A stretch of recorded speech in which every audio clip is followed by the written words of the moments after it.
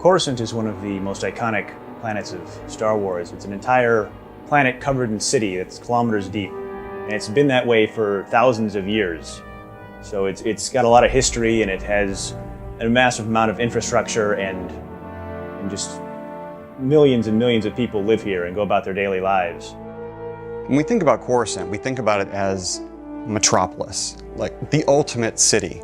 Any big city, one of the things that's most exciting about it is the massive amount of variety, both in terms of the people who live there, in terms of the environments, the neighborhoods, in terms of all the different things you can see and do in a city.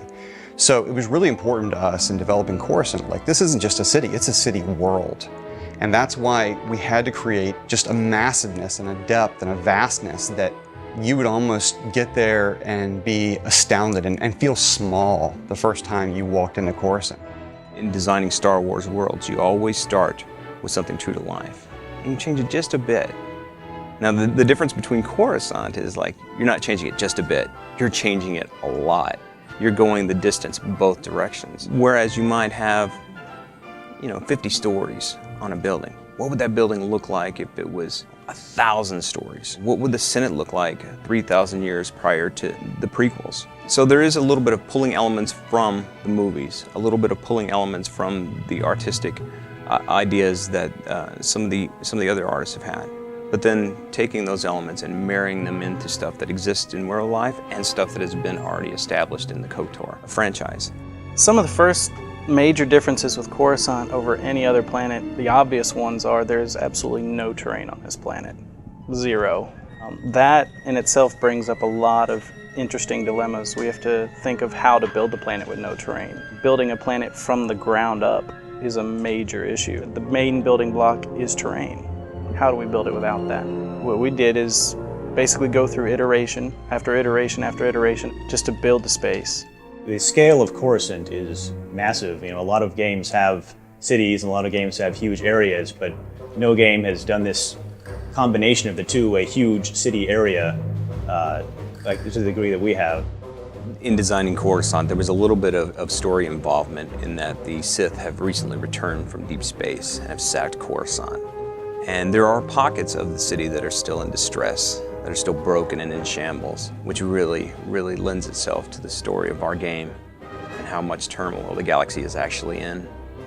The stories that take place on Coruscant really introduce the players to the greater galaxy. They introduce the player to the role of the Jedi in the greater galaxy, the role of the Republic in the greater galaxy, the state of the Republic in the greater galaxy. And you're going to get caught up in stories that deal with Republic politics and, backstabbing and maneuvering within the Senate Tower. You might be at the top of the planet where it's seeing the skyline, it's very pretty, you see sunset. As you travel further below the city, you might go down to the first level down and it's a little bit dirtier. There's going to be a little bit more everyday travel. The next step might be to where you're ending up in a mob-ruled area where potentially this planet at one point was bombed. We all know that.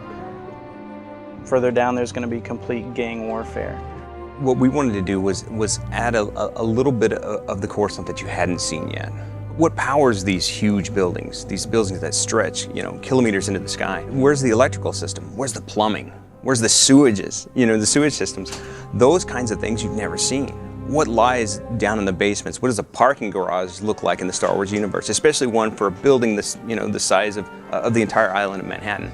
So it was taking those ideas, taking those worldly sort of ideas of New York and turning them on their ear, really going the distance, dropping it way down, building it up way high, and making certain that we're giving the player a chance to see things that they've never seen in Coruscant before.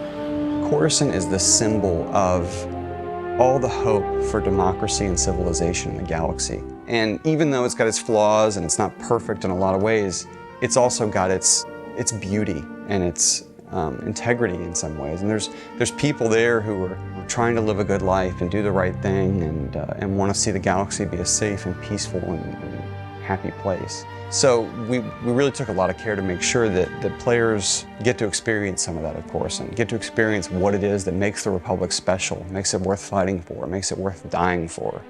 One of the great things about Coruscant is that there's something for everybody. The socializers can hang out in the spaceport in the Galactic Senate and meet people as they come and go. The explorers have all the different variety of areas. They can go down into the depths of the works, or they go into the criminal-laden Black Sun district. But my favorite area of Coruscant is probably the Senate district, just because it's so impressive and has that sense of potential.